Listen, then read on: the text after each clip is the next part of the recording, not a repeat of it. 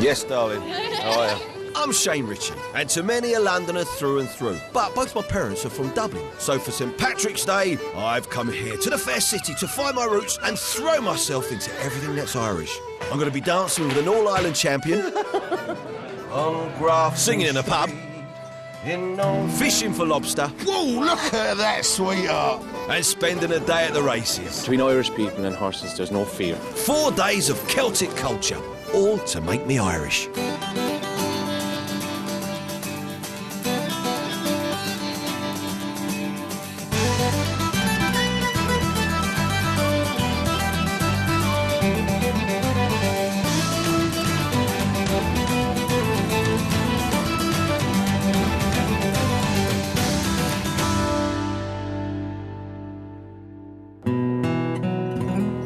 80 million people in the world claim Irish heritage. The great-grandmother clause allows anyone with an Irish relative within 3 generations to claim their Celtic roots. And guess what? Yep, I'm one of them. I've come to my parents' home city of Dublin with an aim to find out why so many people are proud of this tiny but noble Emerald Isle. Now, my dad's a passionate Irishman, and it's his pride that sets me on my journey. Out of everything he said I should do was hurling. I am about to play my dad's favourite game, the fastest game in the world. And I told him I was going to do it, and he was falling about laughing. It's grown men with sticks, no shin pads, full contact sport. I better have a helmet. And what makes me a bit nervous is that this isn't just a knockabout in the park. Oh no, this is the Ballyboden St Enders lads. And they are serious, right? Because they've won the Dublin Senior League 3 times. Bring it on! Well, this could be the most dangerous thing I've done in years. Hope you're happy. Ah, you must be Bernard. How are you, sir? Tá fáilte rád go dtí Ballyboden an éivéine. And that means? That means hello and you're welcome to Ballyboden St Enders. Thank you. This must be your lovely lady. Thank you. Thank you. So listen, I'm here to take part in probably what is possibly one of the most, I personally think, dangerous sports in the world. It's not dangerous. Well, you say that, mate. I understand that, you know, apparently, sadly, 3 It's the fastest sport. people may die a year from playing this game. No, there's more injuries in football than there is in hurling. So, what do I need? Have you got a helmet here? We have a helmet. What size head have you got, Shane? Some people would say a very big head. Large. Yeah, large. So we'll try large. Goes with the ego. Right. Has anyone seen the film Rollerball?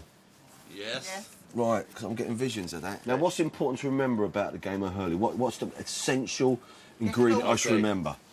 The closer you are to your opponent, the Yes. safer you are. Right, if you're standing away from me, right, Yeah. and I'm swinging, right, I can come up and it'll hit you. If you're in close to me... Is that legal? Are you allowed to do that? Oh, well, it depends on the ref. Depends on the referee. Okay. If you're in close, right, okay, I can't swing. You're going to be in there. Oh, You're gonna be... Okay? So if you're in close, I can't swing. Why have you got me doing Right. this? Oh, look at that. Thank you, sweetheart. So, kitted and fitted, it was time to get on with it.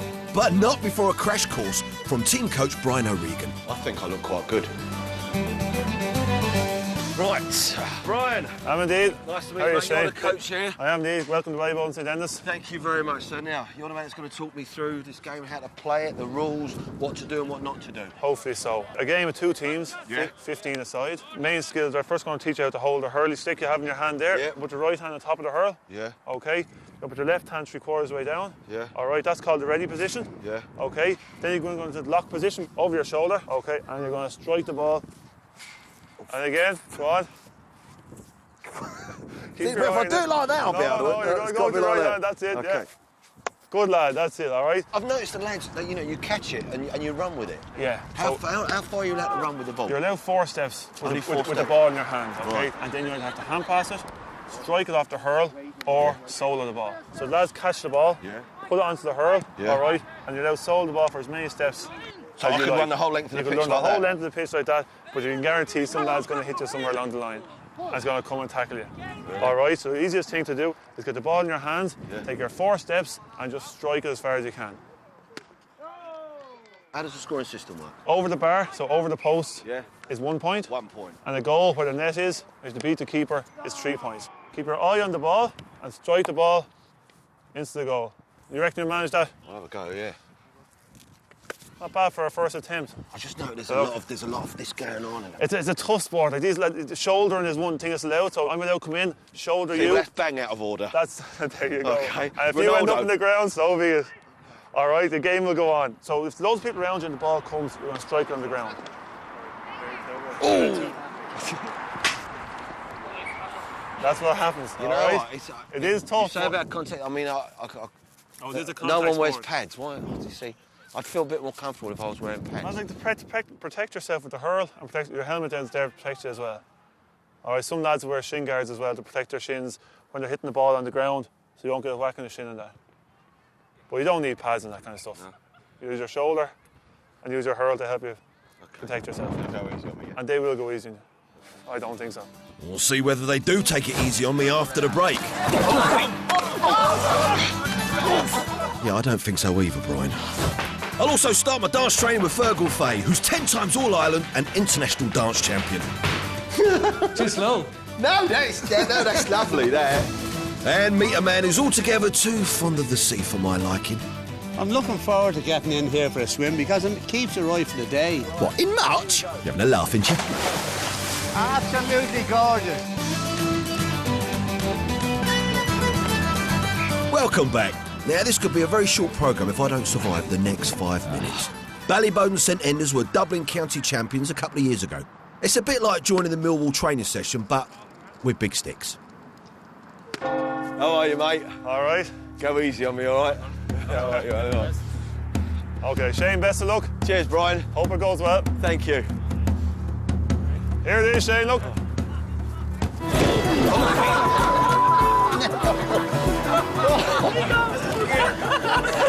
Just come on! Not on the...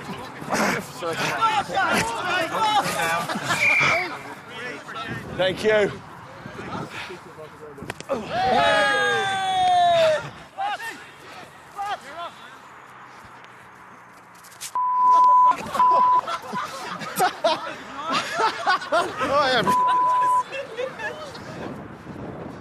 Get in there! Come on, son!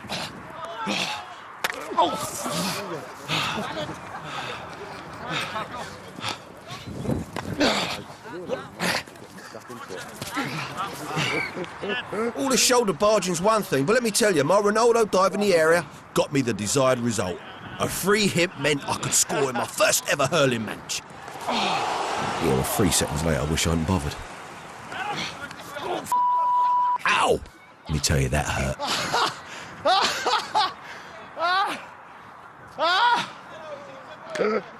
I'm an actor! I've done a lot of things the last 30 years. I've been out there for less than 3 minutes. I think I've broken my little finger and gashed my knee open. And I've only touched the ball twice. Hey, no wonder the Irish have never been in any wars. The enemy takes one look at hurling and turns around. Now, if they do this for the crack, what would they be like to fight, eh? But as my mum always says, if you can't fight, Shane, learn to dance. Yeah, how about that for a link? My mum goes on about how she used to dance as a child. When I was about 4 or 5, I remember being sent to Irish dancing and screaming. And I'm kind of still feeling a little bit like that now. And I've got 2 hours to learn a dance routine that these kids spend a lifetime learning. That's wrong. That's just wrong.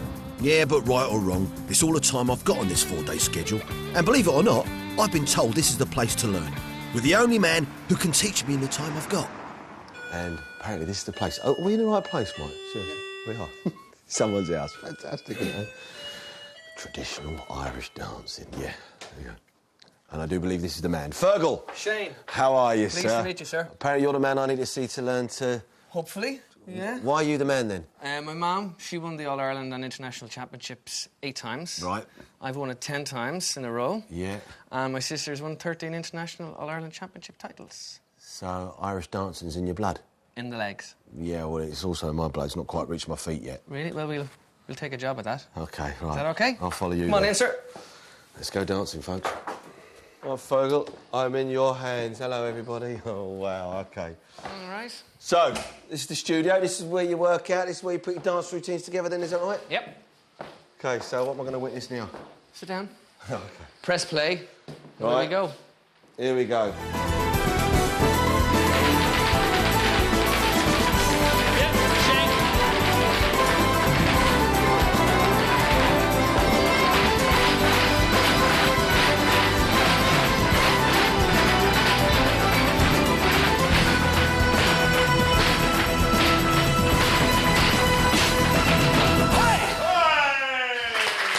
Easy. Give me the shoes. Hair in ponytails. I'm there, river dance. Oh, here we go. The presentation of the shoes. Thank you so much. Just your size. Right, so... We start off. Right, go on then. First bit. We just practice a few rallies. 3 beats. Ba-da-dum, ba-da-dum, ba... Yeah. Yeah. Yeah. Second lesson is going to be 2 rallies. Rally, hop back. Oh, no, step on Yeah. there. So you bring your right foot back and then lean on that. So Rally, hop back. Just explain to me again, remind me why I'm learning this routine. You're dancing at a wedding. Oh, is it a big wedding? Yeah. How many of us are going to be dancing? 5 plus you. So there's basically nowhere to hide, is there? No. Oh, God, really? Oh, God. I think I'm going to be sick. We can put them off for another year if you want. Let me have a word with them. I'll talk to them, OK? Want the number? Please. It could take me the best part of a year. Excuse me while we carry on rehearsing. Listen, can you do this, what speed it's going to be, you know, on the night for my benefit?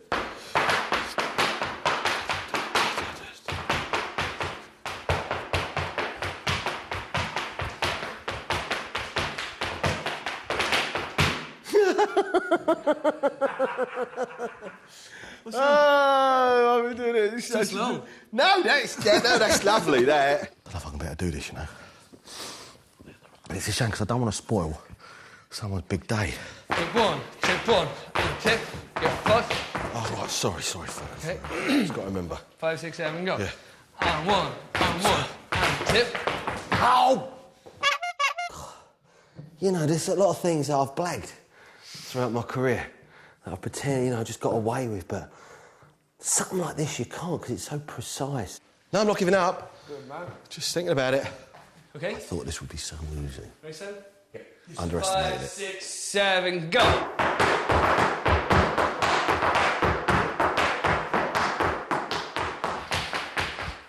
Over.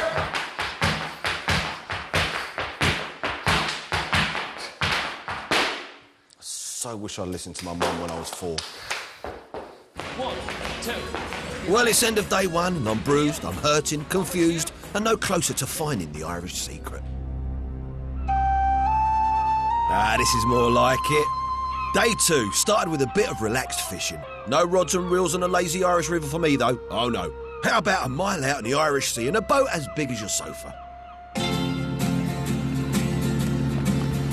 OK, so I've got a big sofa.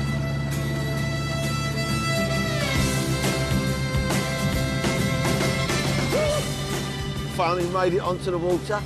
Paul McLaughlin, how are you, mate? Thanks for taking us out here, pal. Right, tell us a little bit about where we are right now. You're at the beach of Ireland's Eye. OK.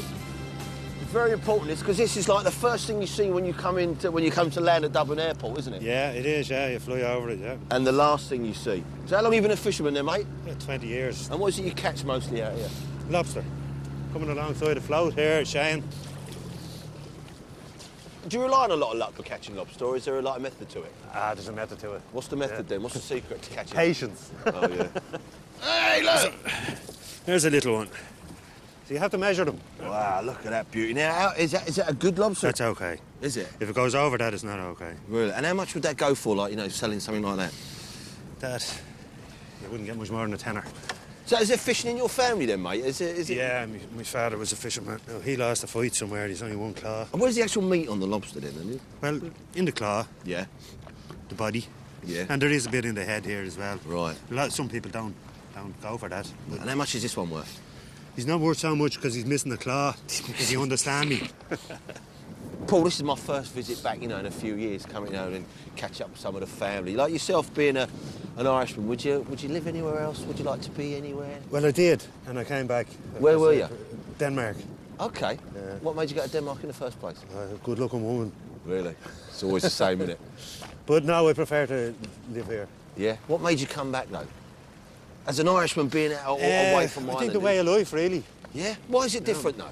I think it's the people. I play traditional music, Right. and I missed that a lot. What is it about being Irish? The place just gets a grip on you. Yeah? Yeah. What we caught here? That was an undersized little lobster. Oh, a little baby Seriously, lobster. little baby, yeah. So have you thrown him back in? Oh, yeah, yeah. Okay. So what is it about the music then, Paul? It's the music I'd be talking about is playing sessions in the pubs and that. Yeah. And the crack. So do you ever fancy yourself being a professional musician? No. No? More for the love of it, you know. I think we'll have to try you for the last one. Bloody hell, it's a bit heavy. Have I got a big one? Oh. Whoa, look at that, sweetheart. Way! I have caught my first big lobster. You mind he doesn't bite you. How much is this one worth, Paul? You get 30 quid for him. 30 quid for him. Luckily Irish, eh? You ain't so lucky. Paul's love of music is another thing I'm going to follow up on. But all that later. First, 4 pounds of lobster and not a clue how to cook it. I need a fishmonger. And Nicky the fish is out to lunch. In every sense of the word. I met him for his daily constitutional. Nicky, how are you, mate? I'm right up to now. I'm right to get in here. Oh, there you are, the #1 local fishmonger around here, aren't you? #1 is right. The number- I'm retired now, but Martin's taken over. Okay. What are you doing? I'm looking forward to getting in here for a swim because it keeps you right for the day. You know, How often have you done this? How long have you been doing this? For God's sake, I suppose we're going back 50 years and anyway. And you come down every morning and have a swim? Every morning, yeah. Even we come down here, there, lad. It just shows the morning that you keep coming down here, because the mornings we come down here, you couldn't. The frost, there was snow along here, there was everything. And here, look at this morning, my God, tonight. Anyone that's around here should be getting in for a swim. You know, it's beautiful. What does it mean to be Irish? Tell me, what is it about being Irish and about, Well, you know, here, today? I don't know what it is. It's just... well, I think it's everything about being Irish is something that we're very proud as our heritage. I can go back for years, for generations, and all my people. You know, they never had much money, but they enjoyed it. Now, we come down here today, it costs you nothing, and the scenery is great. You know what I mean to say? Our own country is But is great. it about the country or is it about the people? Well, it's the people and the country. Say you go down to the country, and everyone there, the people are in the farmers in the field, good morrow, you'll always get that. You know, that's great. Yeah.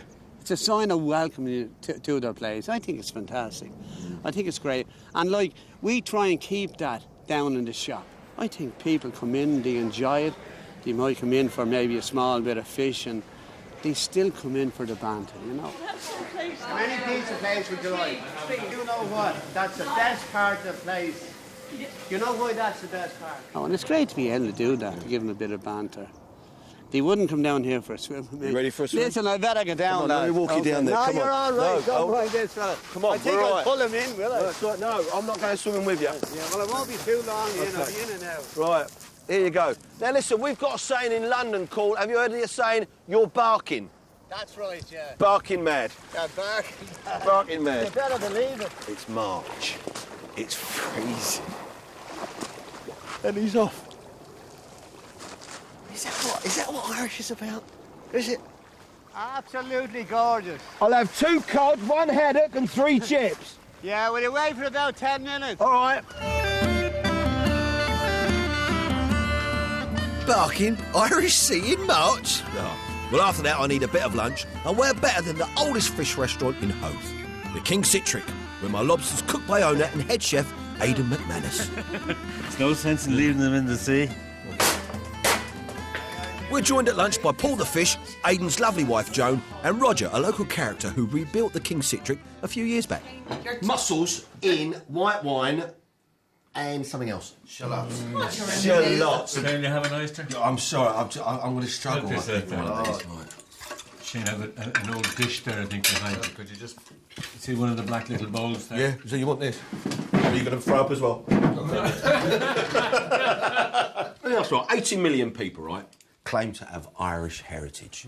You know, because I've travelled been a bit around the world, and there is a different attitude But when you say you're from Ireland, if you're another part of the world... Positive, you mean? Oh, yeah, man, no, positive. yeah, most definitely. Well, I mean, we never went out to conquer the world. We've had a huge amount of emigration to the States for nearly 100 years. We helped build America, so we have a very powerful base over there. Yeah. Now, are they the Irish of today or the Irish of yesterday? Sometimes I have to query that myself. Someone will have a picture of Ireland and they come over here and they're probably disappointed. The longer I'm around Irish people, not necessarily being in Ireland, I'm talking around Irish people, the more Irish I feel. Now, have I got it right? Or are my Irish roots actually in the country? There we go. Answer that one while I swig on this. If your mother and father is Irish, you're Irish. But I just want to know about why I am the way I am and who I am. I left home at 15 and basically went to work away on a holiday camp. I just wanted to travel. I wanted to get away. And my dad always says, it's the Irish in you. I'm going, what does that mean? I've travelled a lot, worked in different countries. I would always like to be back here. Why? Why? Because it feels like home. I left Ireland in the 1980s. It took me Bad days, and the last the last recession. And it took me 14 years to come back here. But when you left, did you always know you'd come back? Was it just a matter of time? When I left here, I didn't even turn around to say goodbye. How do you feel now? I love the new Ireland. I like it European. I love the ethnic diversity. I love the whole mix that has become the new Ireland. And it doesn't have levels that you have to break through, glass ceilings. It's a meritocracy. All you have to be is normal, be reasonably nice and honest, and you have access to whatever part of society you want. Guys, quick, before I have to leave you. What do you think? What do you suggest? What do you think I should do to find my Irish roots? You just be yourself, Shane. Be yourself, Yeah. and you think that's what it takes to be Irish? Be yourself. Be yourself. Okay, Shane, I think you just keep listening. And I think you're going to find your Irish inside you. Really? Yeah. You know, I could have really stayed there all day chatting to those lovely people. But time to move on. After the break, I become part of the band at the Merry Ploughboy. You're straying too far away from the melody. It's becoming more of a kind of a bluesy type of a feel to it. You know? I joined the cream of Irish horse racing at Punchestown. Maybe we just enjoy life a bit more. And get to the root of the great Irish sense of humour. And people say, oh, it's the two drug gangs killing each other. Isn't that what's going on in Limerick? It's partly that. But also we have a really aggressive Tidy Towns committee.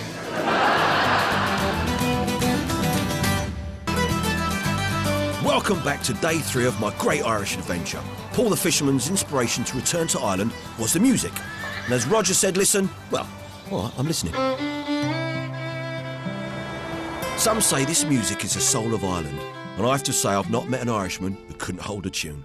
So, Donna, why are people so passionate about traditional Irish music? I think that Irish music has this kind of soul in it.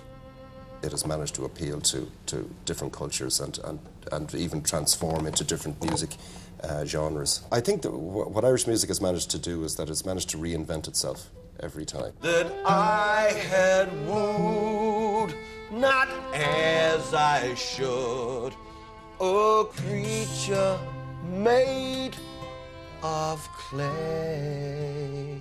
First line and the last line, I think you're straying too far away from the melody. It's becoming more of a kind of a bluesy type of a feel to it. You know, it's more West End than West of Ireland. Yeah. Where was this song originating from? Well, the song originated from a poem written by one of our great poets, Patrick Kavanagh, written in 1946. Oh, so it's not that old then? The melody is an ancient melody. One of the most well-known of Irish melodies that would be played on tin whistles or bagpipes or uilleann pipes, and the original melody is called Fáinne Geal an Lé, which means the dawning of the day, and that's the word, the dawning of the day, features in the song as well, and they just married the lyrics with the melody, the dawning of the day, and that's what we sing the song as today. On Raglan Road. Oh, now I've got to learn this song to sing tonight, and I'm still practicing the dancing for the wedding on Saturday. It's not all green fields and lucky shamrocks being Irish, I'll tell you. But hopefully there's a pot of gold at the end of the rainbow as I set off for a bit of afternoon racing. Get on, boy. Well, we always hear about the luck of the Irish. Well, there's only one way we're going to find out if the Irish are really lucky. I've got a pocket full of euros, Michael. And we are going for a day at the races, good old Punchestown. Come on, the Irish, let's see how lucky we are. Punchestown, the home of Irish national hunt racing, and to some, world national hunt. Because Irish jockeys and trainers are the best. Why? Thanks for all kind, Oscar. Oh, I don't know, do I? That's what I'm here to find out. I'll put €10 on head of the posse. Yeah, I don't know why I chose head of the posse. He sounded good, though, I think. Anyway, let's see if that luck of the Irish can rub off on me. I'm just on a bit of a hunt to find out what it means and what it is to be Irish. Yeah. Is there a secret? Is there anything? What is it? Do you know? Jeez, I don't know. I'll tell you one thing. I was never anything else but Irish. Get away, really? I love being Irish. I don't know what it is. Whether it is the fighting Irish or whether it is the grad when you come to the country, which is the love of the country. And like you see, when you come to Ireland, like you're 101% made welcome. Dublin, of course. I mean, you've all your roots in Dublin. Yeah, my family. Yeah, you probably go back to 1014, the Battle of Clontarf. You think? Yeah. Really? Yeah, all you have to do is go back and check your roots and make sure that you have the Irish and give it to your kids and they'll come back and, you know, everybody loves being Irish.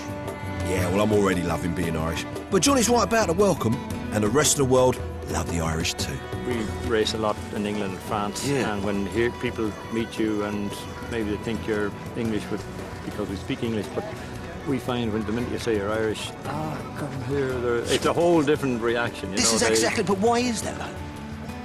I don't know, but why? You know, maybe we just enjoy life a bit more. Like I can go to Czechoslovakia to ride and welcome with open hands. They just love it when we go out. It's because you're Irish. I think so. It's not because I'm good looking. Listen, you know, America now has this new president who claims to have Irish roots. Oh, Benna, yeah, he's from my county, Tipperary. Is he? Yeah, North Tipperary. I mean, he wants to be Irish as well because he knows well that there could be 20 million people with Irish roots. But what they're talking about, there's America. 80 million people with, Irish roots. As long as they all won't come home to roost. If they come home, we're shagged. But what is it about horses in Ireland? Is it the grass? I don't know. The water? People say it's in your blood, but between Irish people and horses, there's no fear. And there's absolutely no fear. Even when I was a kid, I never, ever felt anything from horses, only I wanted to be around them. In the country from, the time you're kids, everybody has a horse. That's what everyone says. Everybody has a horse. Everyone or a talks pony, about it. or, Whether it's in the front garden, exactly. in the back garden. So it doesn't matter. Everybody has a pony. In every town there's a trainer in a yard you can go to work in and learn to ride, and it's easy to get involved. You see, the Irish jockey starts from the time he's able to walk. He's at it all his life. Yeah. It comes natural to him. I bet you, maybe you've never seen a horse before, but you could walk up to a horse and have a connection with a horse. It's every Irish person has a connection with a horse. Well, Davy, I laid my bet earlier. 10 hard-earned euros. Do I have a connection with a horse? Coming down out of the final flight, and it's Deal Dunn from head of the posse on the near side, and over the last, Deal Dunn, head of the posse, Mick the man Come on, head of the posse, and Deal Dunn battling it out neck and neck as they race up to the final 50 yards. Head of the posse going to get there for David Casey from Deal Dunn. Yes! Yes! Look at this! I got it! Head of the posse, £10 win, I come out of €40. Is it a luck of the Irish? Or was it just a good tip? I kind of think the Irish make their own luck. The more they practice, the luckier they get. It's this thing they call the crack. Now, along with the crack comes good humour. And to get to the heart of Irish comedy, I went to the Laughter Lounge to meet MC and top Irish comic Carl Spain. When the Spanish Armada attacked England, some of the ships ran aground in Ireland, and the Irish couldn't pronounce. The Irish would go, "What's your name? What's your name?" Manuel. That was a genuine easy gift there, wasn't it? After absolutely storming it, me and Carl got a chance to tell a few Irish stories. And he said to me, "I'll never work with a giraffe." So anyway, so tell me a little bit, Carl, about Irish humour. Why is it different to anywhere else in the world? And it's for all if it's different. Well, I think in Ireland we had the tradition of the storyteller, which was the Shanachie was what it called, which means like just old lore, and it'd be like heroic stories of Cuchulainn and stuff like that. But were these like humorous stories? Yeah, they'd be humorous, but there'd be adventures that could based be on thrillers. truth? No, the level of truth in any kind of Irishman story would kind of be lost a little bit. Yeah, you know, and nothing was ever written down. There was no like, there's the story, you do your version. It would just be kind of, you'd hear it and you'd you'd transfer yourself and someone else would take it on and they'd add something else. So even the person who originally wrote the story might hear it back years later and go, that's very familiar, but it's completely different to the one I had. And also, because my dad used to run clubs when I was growing up, and I grew up watching a lot of Irish comics, and what I noticed about them is it was very self-deprecating. I do it myself. I put it down. I think, like, I'm from Limerick, which has a bad reputation, so the first jokes I ever did were about Limerick. I'm from Limerick, which we have a reputation. You know, people wheel out information and use it against Limerick like we were the murder capital of Europe last year, which is fairly negative if you look at it one way. It does show we are competitive for our size, though, you know. Because I was known as, I was called at school a second-hand paddy. You know, being second generation, or a plastic paddy. A plastic paddy is the one you'd have. A typical thing for me growing up, you'd have people coming back my age that are living in England and that have your accent, and people go, I'm Irish, stop calling me English, I'm Irish, I'm Irish. And then we go like, what was that? Is that a London accent? Oh, sure. Yeah, we see their accent will be mixed. And, but it's also the thing with the Irish comedy that because Irish people like left for so many years, like, you know, we had the famine and, you know, we were starving. I mean, recovery has been excellent, you know, but we travel so far that there's Irish people everywhere in the world. Well, people claim to be Irish. Why is it? It's seen as great crack. I mean, it's almost like you could be on holidays and you could be drunk and annoying people and they go English and they go Irish and they go, suddenly it's not a problem. And then if you really annoy them and they get pissed off with you, then you tell them you are English, you know. So that's the usual tactic.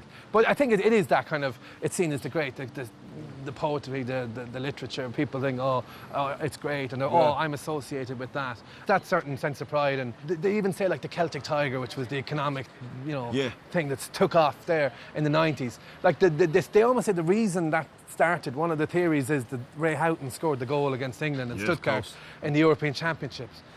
And it almost made the Irish people believe in themselves. We could do something, you know. We can. You're hearing cheers from the comedy club just up here. Just even the mention of the Ray Houghton goal. So this way, finally, what is, I mean, it's a strange question, what is the crack?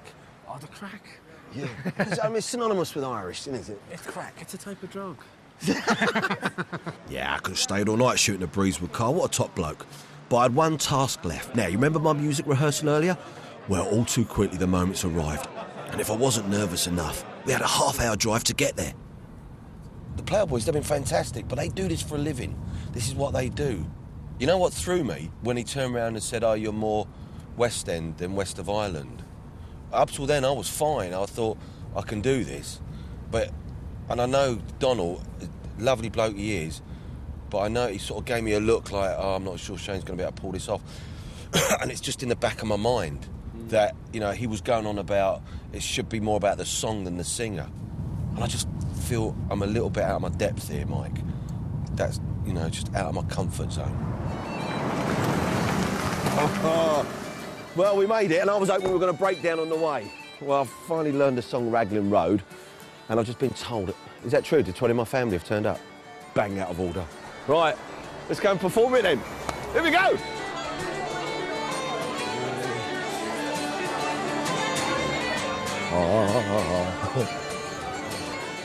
Hey, sounds like a lively bunch in there, Mike.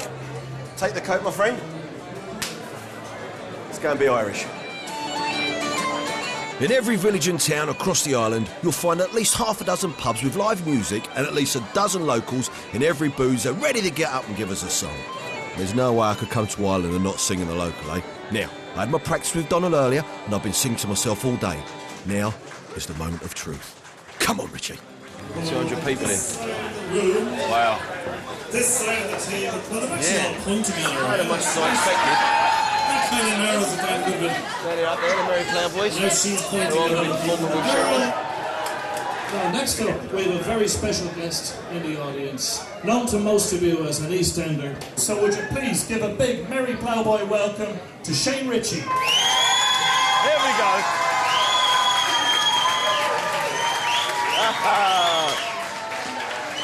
How you doing, everybody? You all right?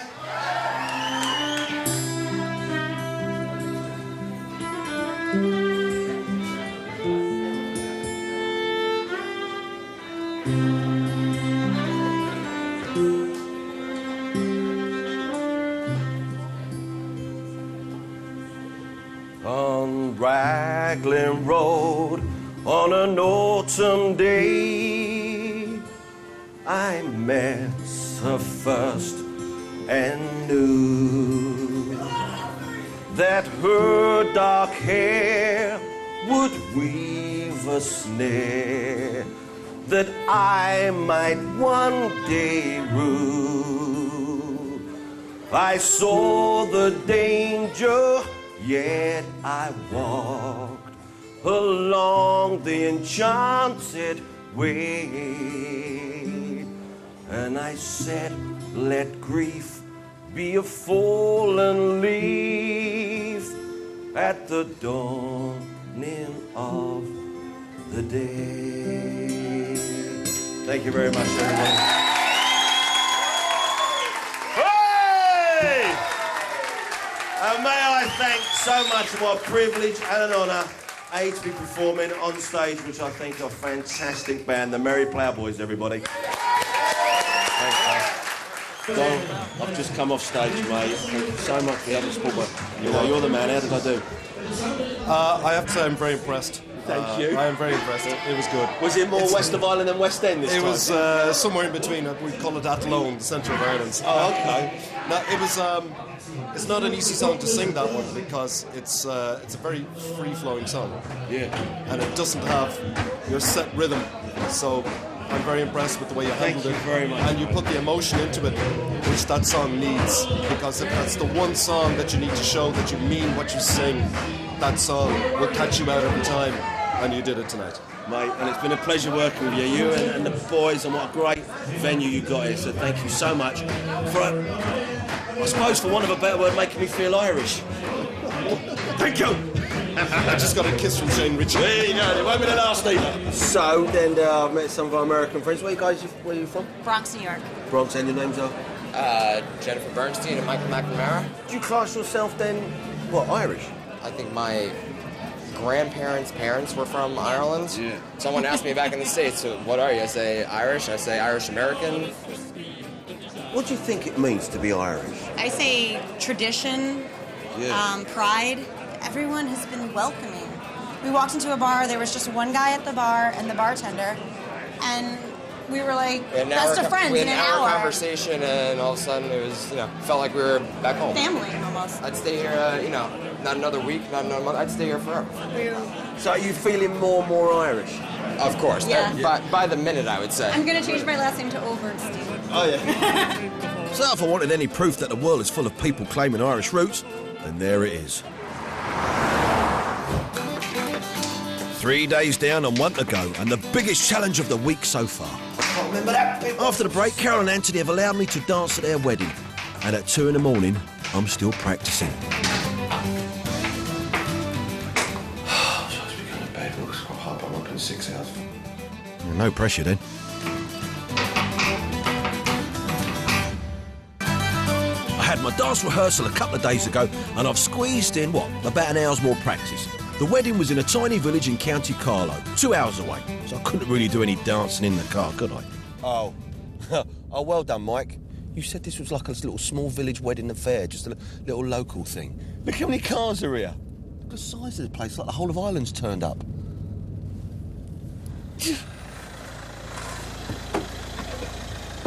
As it happens, Carol and Anthony's wedding is a huge family do with 300 guests, a band and the best dance troupe in the area.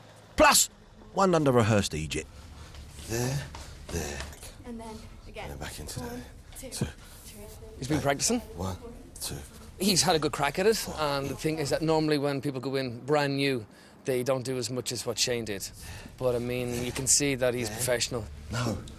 You're doing it too many times, and you just go straight into it. So. It's probably good to have a bit of nerves. There's a part of me that just wants to come out. I always get nerves even when I'm going on. But no. If he was so confident, that would be a little bit worrying for me. 1, 2. But because he's got the jitters, the butterflies, that'll be good. Rally. He's a pro, and pros always pull it out of the bag at the last minute. Cheers, Professor. So I appreciate all your help. Oh, I just need to concentrate. 1, 2. I don't know what to think right now. My stomach's doing somersaults. I've not eaten all day. I'm definitely having a drink after this, though. Definitely having a drink after this. It's just... I've got to concentrate. We normally don't do this in our Irish dancing set, but tonight we're going to do something special. Yeah. Ladies and gentlemen, please welcome on stage our special guest. Big round of applause for Mr. Shane Richie. He has been practicing for about 20 minutes, getting sick in the toilets for about 19 of those.